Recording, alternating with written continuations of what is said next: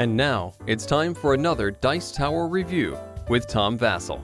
Hey everybody, I'm Tom Vasel, and today we're taking a look at a really small game here. Well, I guess it's pretty normal since most of the games from Adlung-Spiele are this size. But Arrass, I'm not really sure how to pronounce it. I looked it up on the internet, and the only word I could find here was the name of this game. But it's about parrots. So, who knows? Parrots here, this is a game in which you are turning over cards and trying to see how many things match. This is a very, very common genre. So here we have yet another entry in this genre. Let's take a look.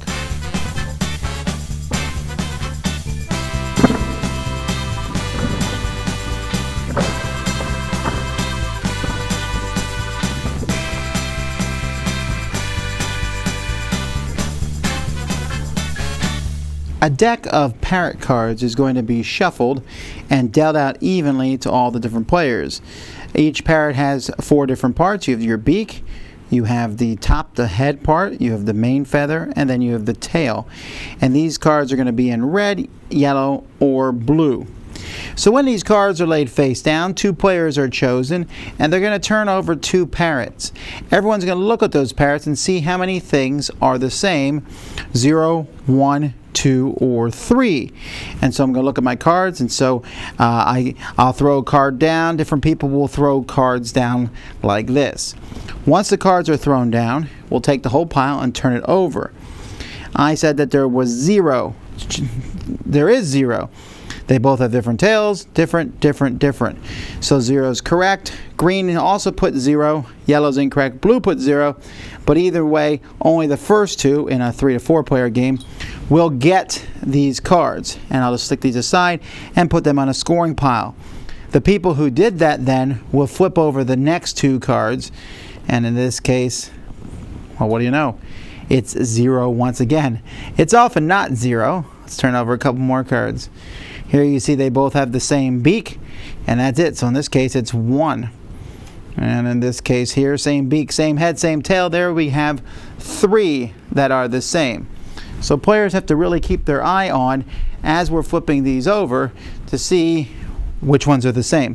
When the 2 players who win are the ones who flip it over on the next round, and when one player completely runs out of cards, the game's over, and then you'll count how many point cards you have, and whoever has the most is the winner. Now there's ways to make it easier for younger kids. You can give them a set of cards. There's 2 sets that come with the game where all the numbers are on the same side: 0, 1, 2, and 3.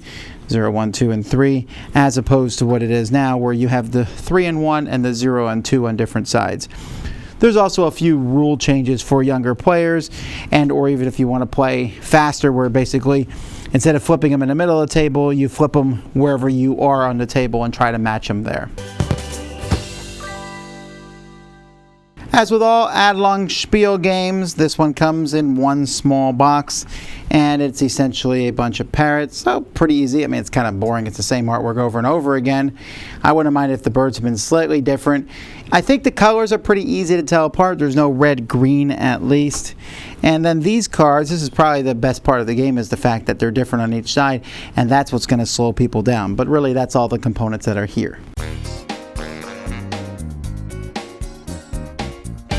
So essentially, this game here is very similar in some ways maybe to Holly Golly. Holly Golly is a very popular game. You turn over 2 cards and you're looking for matching numbers or adding up the numbers to get a certain number. That's not what this is, but you're just turning over 2 cards and quickly counting out the number of stuff that's the same. Okay, nothing new there. And in fact, if there's anything I almost feel like, what? They're just doing a picture of a parrot on every single card? That must have been hard to do the graphic design. And really, I'm not very impressed with that part of it, right? It's a single picture on every single card. What makes the game unique is that you have the cards that are double-sided as you throw them out. Yes, you can play the kids' version, but that whole 0 and 3 and 1 and 2 can make for some funny situations. However, this is an incredibly crowded genre of games of a flip 2 cards over, see what the same. And this one I don't think differentiates itself from the other ones very much. Yes, it's small. Yes, it's easy to fit into your pocket and carry around. And it works, right? So I can't say that it's a bad game, but it's also a game that I go, meh, I'll play once. I found that slightly humorous. Let's move on to the next. So unless you're really, really concerned about portability and you really, really, really love parrots, that'd be interesting, but parrots, you really like parrots, maybe this is the game for you. Otherwise, there are better ones out there. Dice Tower Judgment, that's okay.